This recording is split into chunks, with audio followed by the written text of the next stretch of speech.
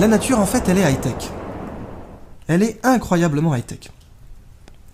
À votre avis, qu'est-ce que c'est, ça? C'est du phytoplancton, absolument. C'est une diatomée. Ah, elle est belle, déjà. Et cette diatomée, en fait, son squelette est en silicium. La totalité de son squelette, c'est du silicium. Alors, je travaille dans la Silicon Valley. La Silicon Valley, on l'a appelé comme ça parce que c'est là qu'on fait les meilleures puces électroniques au monde. C'est notamment là qu'il y a Intel. La distance ici entre deux branches, là, vous voyez deux petites branches, là, c'est 10 nanomètres. Vous allez me dire, ça me fait une belle jambe. Je vous ai mis à la même échelle ce que fait Intel. C'est-à-dire, quand Intel imprime des semi-conducteurs, ça ressemble à ce que vous voyez en bas. Les puces que vous avez dans vos ordinateurs, c'est les puces de droite, 22 nanomètres. Intel, aujourd'hui, est très en retard pour sortir des puces à 14 nanomètres. Quand Intel part dans un projet comme ça, passer de 32 à 22, c'est une aventure à 10 milliards. Parce que si jamais ils n'ont pas de chance, il faudra qu'ils immobilisent 10 milliards de trésorerie. Ils vont peut-être tout dépenser s'ils n'ont pas de chance. C'est une des industries les plus cash-intensives au monde, comme on dit. Et puis l'usine, le centre de fabrication, le fab, qui fera les premiers semi-conducteurs à 22 nanomètres, va coûter 900 millions de dollars. C'est une salle blanche. Parce qu'à cette échelle, si un cheveu tombe sur votre semi-conducteur, c'est l'Himalaya qui vient de tomber sur votre tiramisu, là. Donc vous êtes obligé d'avoir une salle blanche. La diatomée fait mieux sans salle blanche. Qui est le plus high-tech entre les deux, là? À la même échelle, qui est le plus high-tech? La diatomée le fait sans salle blanche, sans consommation énergétique excessive. Elle imprime mieux en bout de chaîne, mais son processus industriel est meilleur également. Dans une goutte d'eau de mer, vous avez des puces Intel qui flottent. Et ces puces, elles flottent, elles nous narguent, puisqu'elles flottent depuis 3 milliards d'années. La nature est littéralement high-tech. Et le biomimétisme dit véritablement, si on exploite la nature comme une source de connaissances, on a beaucoup plus à y gagner. Et en plus de ça, on transcende le conflit d'intérêts croissance-nature, qu'on a conçu pendant des années comme un conflit d'intérêts absolument inévitable. Ça, à votre avis, qu'est-ce que c'est? Attendez 2 secondes. Ça. C'est de la peau de requin. C'est un exemple... Un des exemples les plus cités en biomimétisme, ce sont des dents. En fait, le requin est couvert de dents. La prochaine fois que vous caresserez un requin, vous saurez pourquoi c'est rugueux, il est couvert de dents. Mais je vous présente en fait là le meilleur revêtement anti-turbulence au monde. Il est meilleur que les revêtements développés pendant la guerre froide pour les sous-marins nucléaires. Il est tellement bon qu'Airbus s'en est inspiré pour l'A350. Et il est tellement bon que ce sont les combinaisons interdites de Speedo au JO de Pékin. Là, vous voyez Michael Phelps avec une de ses combinaisons qui a battu, je crois, 7 ou 8 records du monde. Donc, ça fait mieux que nous. Et c'est aussi le meilleur revêtement anti-fouling au monde. Vous verrez jamais un bigorneau collé à un requin. Genre de petite observation qu'on fait rarement, je vous l'accorde. Mais c'est un revêtement anti-fouling. Et du coup, BASF s'en est inspiré pour faire une peinture anti-fouling qui est la meilleure au monde. Ici, vous avez une céramique. Cette céramique est absolument incroyable. Ce sont plein de feuillets empilés. Alors, n'importe quel ingénieur en matériaux dira quand vous avez plein de feuillets empilés, ça c'est un très bon blindage. C'est-à-dire que, par exemple, une rame de papier, essayer de la déchirer, ça va être très compliqué. Une rame de papier de 500 pages, ça arrête une balle de fusil pour le coup. Ça fait 10 millions de pages. Ça arrête un bazooka à charge creuse. À bout portant. C'est-à-dire, on prend un bras télescopique, poum, ça n'entame pas la bonne humeur du machin. Qu'est-ce qui fabrique ça? C'est un fruit de mer. Le fruit de mer le plus cher sur un plateau de fruits de mer. Au-delà de l'huître. Le coquillage, effectivement. L'ormeau, absolument. L'ormeau, ça peut vous blinder un char Leclerc. Cette céramique est meilleure que les nôtres, meilleure que les céramiques de qualité militaire, mais en plus de ça, le processus industriel est bien meilleur aussi. Ça pollue pas, ça. Nous, quand on fait des céramiques moins bonnes que l'ormeau, c'est de l'acide sulfurique à forte pression. C'est des usines de type AZF. L'ormeau, ça consomme très peu d'énergie. Tout ce que ça utilise, c'est du plancton et du soleil. Enfin, le plancton utilisant le soleil. Du carbonate de calcium. Ça fait mieux que nous. Alors, je vous ai fait un peu un buffet à volonté, puis je vais conclure là-dessus. Est-ce que ce petit coquillage, il produit une toxine ? La muconotoxine, c'est un cône du Pacifique, très dangereux, mais si vous avez des gants, aucun danger puisque le dard ne pénètre pas un gant de plongée. Ce coquillage, il est vendu à 3 $ sur les marchés parce qu'il est joli.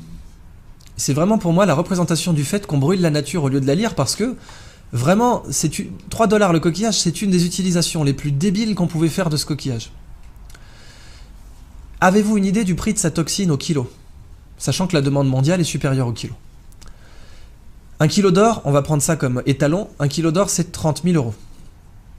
À votre avis, ça va chercher dans les combien cette toxine? 100 000, donc 3 fois l'or. C'est plus. Elle sert à quoi la toxine? Elle est très utilisée en neurotechnologie, elle permet de faire des neurotechnologies avec un niveau de détail incroyable, donc c'est des nanotech, neurotech, elle est aussi utilisée en neurochirurgie, etc. Très grosse demande mondiale qui ne fait qu'augmenter. C'est plus que 100 000. 500? Je vous laisse faire le calcul, 800 $ le milligramme. Et la corne de rhinocéros? Ah, la corne de rhinocéros à côté, c'est rien. Ça nous fait du 800 millions de $ le kilo. L'or et le platine, c'est du terreau de jardin en comparaison. Il va, les mecs. Il faut les élever. Hein. Il faut les élever absolument. Mais ce qui est dingue, c'est qu'on les vend à 3 $ le coquillage. Et il est en voie d'extinction à cause de ça.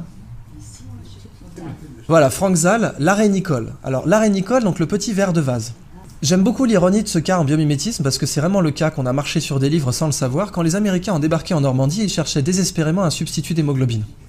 Ils avaient déjà un substitut de plasma, et notamment on savait que l'eau de coco est un substitut de plasma. Genre de petit factoïde qui sert à rien mais que vous pouvez ressortir au dîner mondain. On peut se faire une transfusion avec du lait de coco, de l'eau de coco, pardon, pas du lait. Ça sert vachement dans le théâtre du Pacifique, donc ça sert vraiment en fait. Mais de l'hémoglobine, il n'en avait pas. L'hémoglobine de l'arénicole, c'est du O négatif. Elle est universellement transfusable. C'est-à-dire que les Américains, quand ils ont débarqué en Normandie, la solution était sous leurs pieds, littéralement.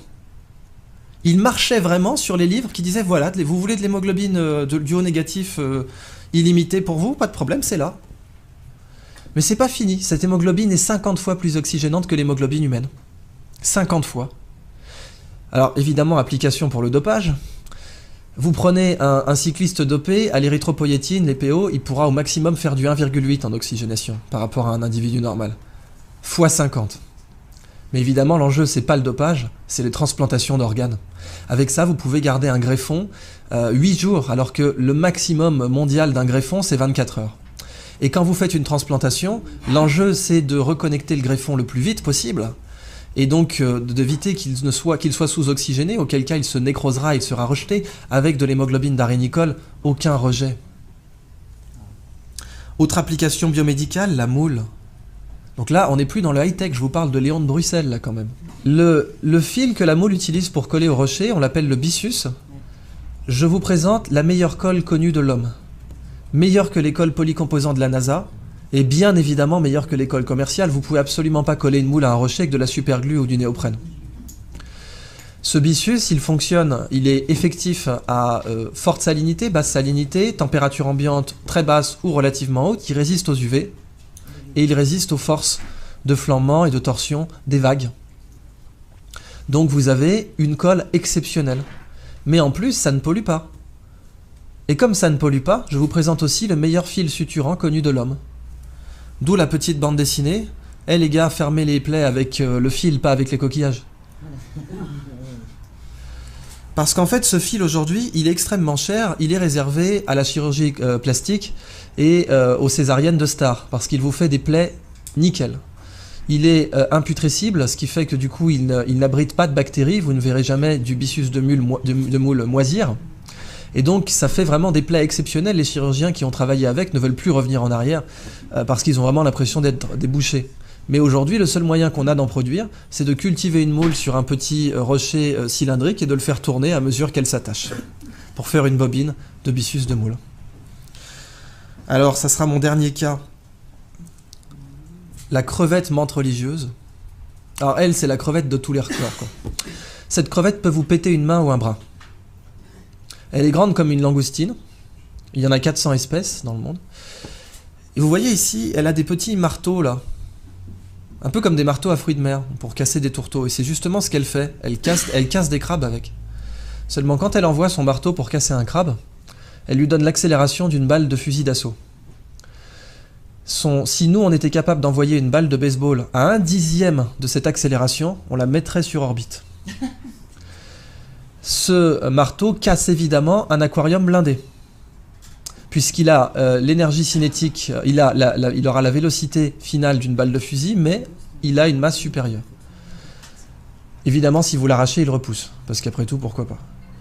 Cette crevette, quand elle envoie son marteau, il se forme des étincelles sous l'eau. Ça va tellement vite que vous avez des étincelles. Et ces étincelles, on les a mesurées à 22 000 Kelvin, c'est la température à la surface du Soleil. Quand cette crevette envoie ses marteaux, il se forme une bulle d'air autour qui s'appelle une bulle de supercavitation. La supercavitation a été étudiée au départ par l'armée russe pour faire des torpilles qui peuvent aller à plus de 150 km/h sous l'eau. Et aujourd'hui beaucoup plus, paraît-il. Des torpilles Shkval, dont les Russes ont donné la technologie à l'Iran, ce qui serait une des grandes raisons pour lesquelles les Américains n'ont pas déployé de porte-avions trop proches des côtes iraniennes, parce que ces torpilles peuvent sniper un porte-avions. Les Chinois prétendent, avec la technologie de supercavitation, avoir mis au point un sous-marin qui pourrait faire 500 nœuds sous l'eau, en se déplaçant dans une bulle d'air. Et la supercavitation aujourd'hui, le meilleur modèle d'étude que vous avez, c'est cette crevette. Mais c'est pas fini. Cette crevette, ses yeux, parce qu'après tout, si la nature est une bibliothèque, chaque espèce est un livre entier. Moi, je vous ai parlé que du chapitre marteau, mais je peux vous parler du chapitre yeux. Les yeux des chiens ont 2 types de cônes différents pour reconnaître les couleurs. 2 types de cônes. Nous en avons 3. Les chiens sont donc des daltoniens par rapport à nous.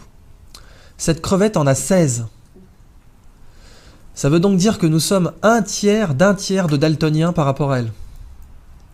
Elle est très colorée, mais la couleur que nous on voit, ce n'est rien par rapport à celle qu'elle voit. 16 cônes. Les Américains se sont inspirés de ses yeux pour concevoir une caméra qui permet de détecter rapidement les cellules cancéreuses dans les biopsies. C'est une caméra bio-inspirée tirée des yeux de cette crevette. Et les yeux de cette crevette possèdent l'écran solaire le plus efficace connu de l'homme. Les mycosporine-like aminoacides, qui sont des écrans solaires naturels produits par les espèces pélagiques. Ces écrans